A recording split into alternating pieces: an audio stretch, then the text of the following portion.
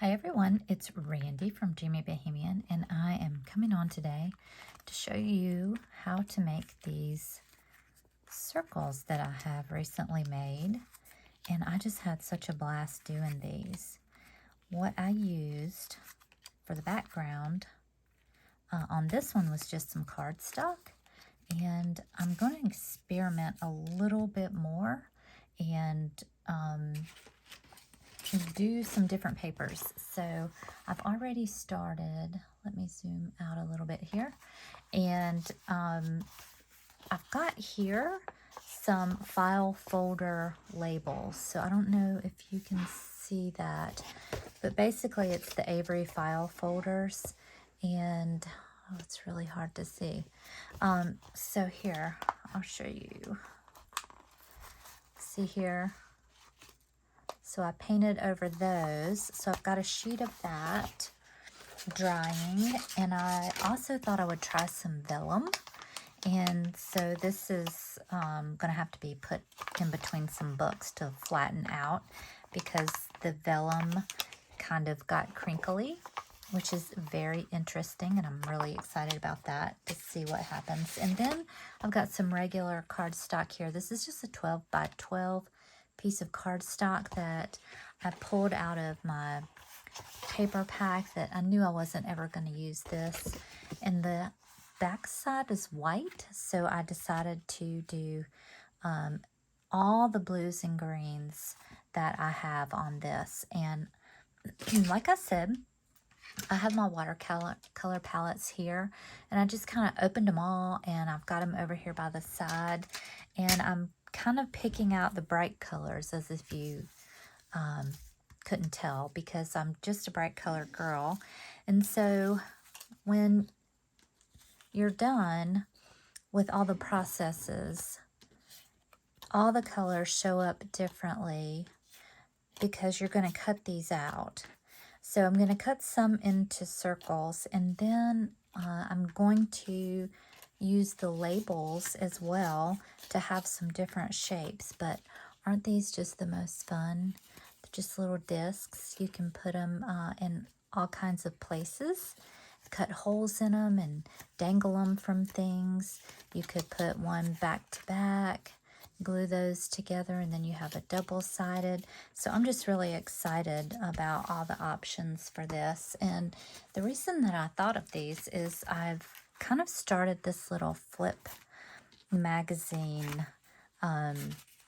just little fun play things. Sometimes I just need to play, and I don't want to really feel like I'm doing anything important, and it's just part of my creative process. So what I did, if I can find the other magazine, or the other half of the magazine. Oh yeah, here we go.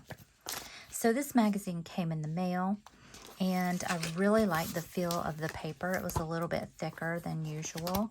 And so I cut this magazine in half. And so here was the magazine. And so I cut it in half, going across horizontally. And then I tore the pages so that they kind of made a waterfall effect. And some of them I even triangulated. So I cut them on the diagonal. And I haven't finished gessoing all the pages yet. This was a furniture catalog. And so I've got to do that. But you have to let it, give them time to dry in between. So this has been really fun. I also did some watercolor on the background of these, and I put a napkin on one. I Posca penned right there. It's just a little experimental thing that I thought I would try. So I actually saw Darlene Winter do one of these one time, and I've always wanted to do one since then, and I'll put her video in the description box so you can see her. She does a little flip through.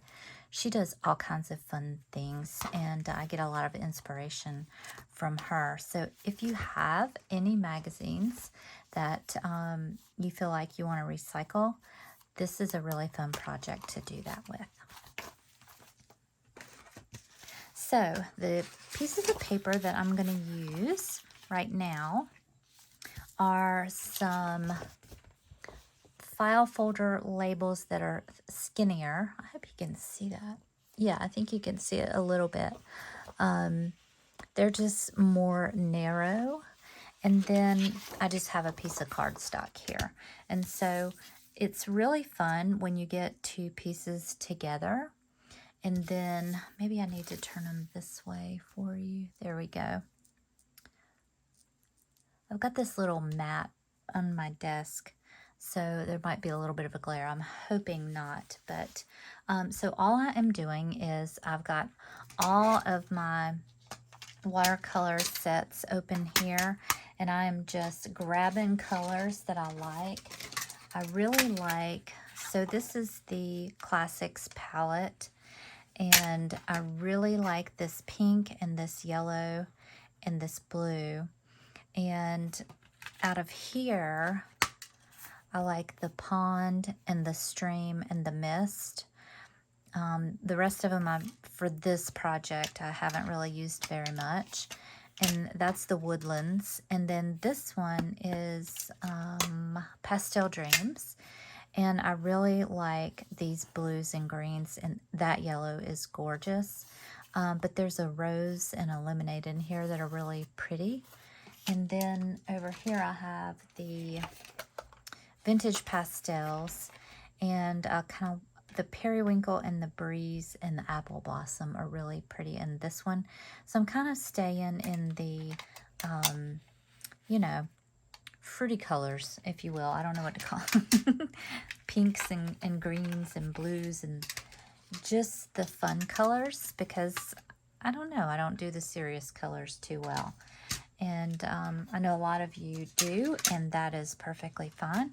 You can try this with whatever colors that you like. So what I have here that I'm working with is a Arteza 12-inch round watercolor brush, or I don't know that it's necessary for watercolors. It's probably for anything.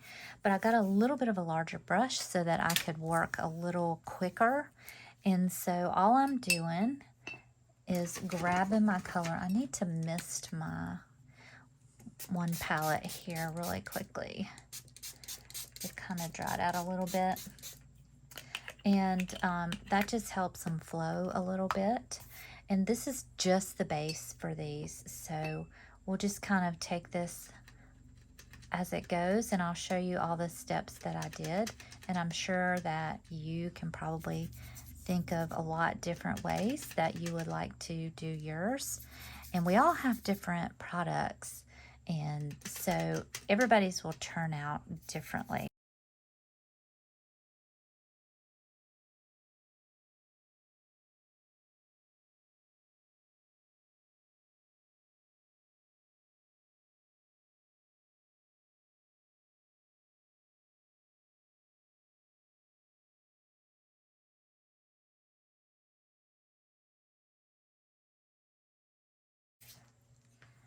A little noisy in my house right now, but that's okay.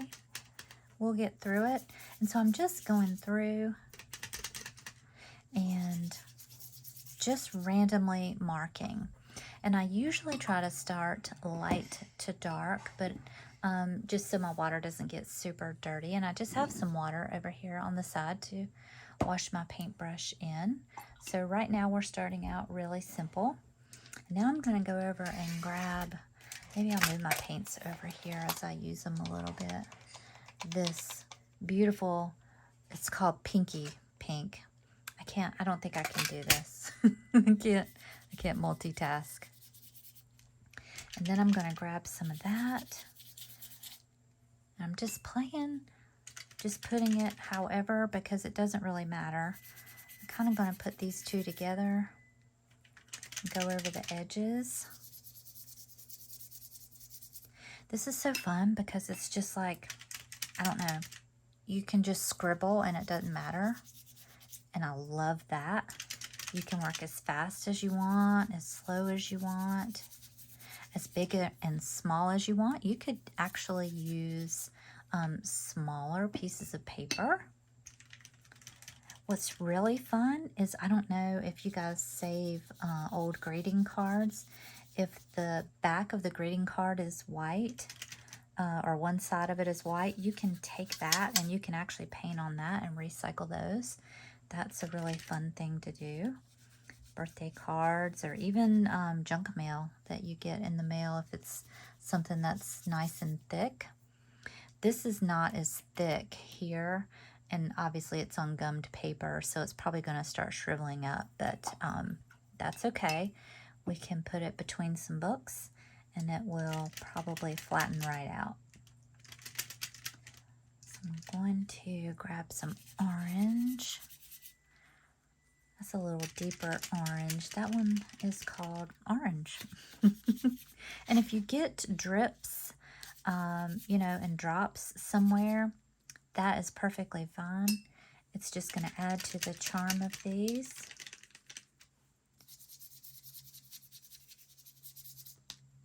I'm not really thinking about what I want my pattern or lack of pattern to be. I'm just kind of rolling with it.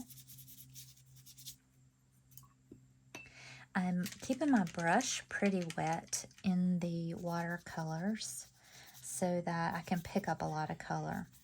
Now, if you don't have watercolors, don't worry, because you can actually use acrylics as well, and I know we all have some of that laying around. And you can just take a credit card and put some out on your jelly plate, and or even on the paper, and just kind of spread it out like that, and it goes really fast. And so that is another option for you. So don't worry if you don't have what I have here.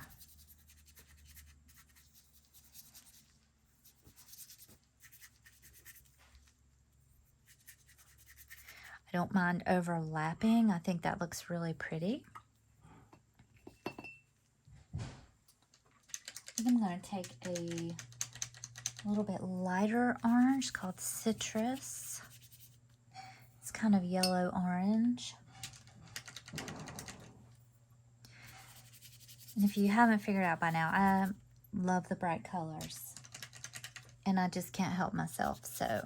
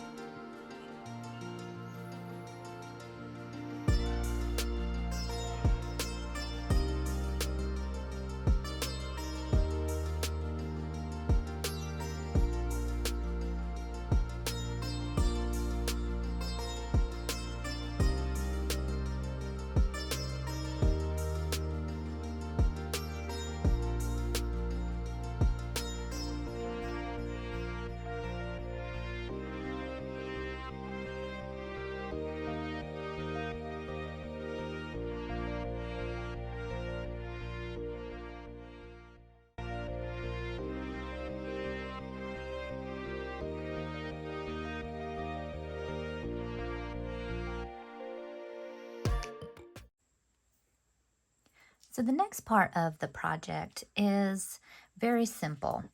And I have here some Liquitex acrylic ink. Now I like black and white because I do use so much color. And this one is more of the blues like we did before. And I thought that it would look best with black and white. And I do have a yellow. This one I picked up at Michael's. It is Darlene. Any acrylic ink will work. I just, they're so bright and such pretty colors. Liquitex does have a set that you can get. I got this on Amazon, this one here, and it has these colors in it, and that's where I got the black and white. So it's got a blue, is that a purple? I'll look and see. A red, a yellow, the white, the black, and what is this other color? Or is it two blacks? Oh, it's raw umber. Yeah, so this would be great for your vintage type products. And then I picked up these two colors, and these are the Artist's Loft in turquoise and pink. And so they have all the colors under the sun. So I already did this one with the yellow, the white, and the black, since it was all in blues. But just to show you how easy this is. Now this does take some time to dry, so you want to make sure you get to a point in your project where you have a few minutes, or you can make it dry by taking your heat tool and drying it a little bit. So I already put the black on this one, and then I'm just going to show you. The technique is super easy. I don't really squeeze anything up into the tube. It has something in there. Depends on how wide you want your stripe. Now for the black, I really like to put white polka dots on these lines, and if the white were to become wide as well, then I could do black polka dots on top of the white, or whatever color that I was using, I could do that. That's just kind of where my mind goes with these lines, but it just gives some added dimension to your paper. So I'm not going to squeeze the dropper. I'm just going to go in some swirls here, and then when it starts running out on me, I'll squeeze it a little bit, and I'm just going to follow kind of where I went with the black and do another line here. So I'm out of ink, so I'm just going to stick it back in here, and you want to shake these up really well because they separate.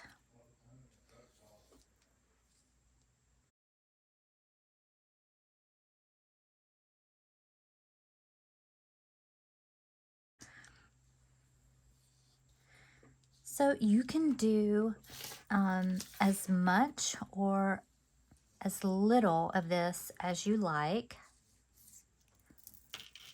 And that's going to dry. And it'll take a little time. The more you put on there, the longer it's going to take to dry, of course. And it's ink. It's not acrylic paint, so it does take a while to dry. So I'm going to let that dry. I'm going to slide that over here out of the way.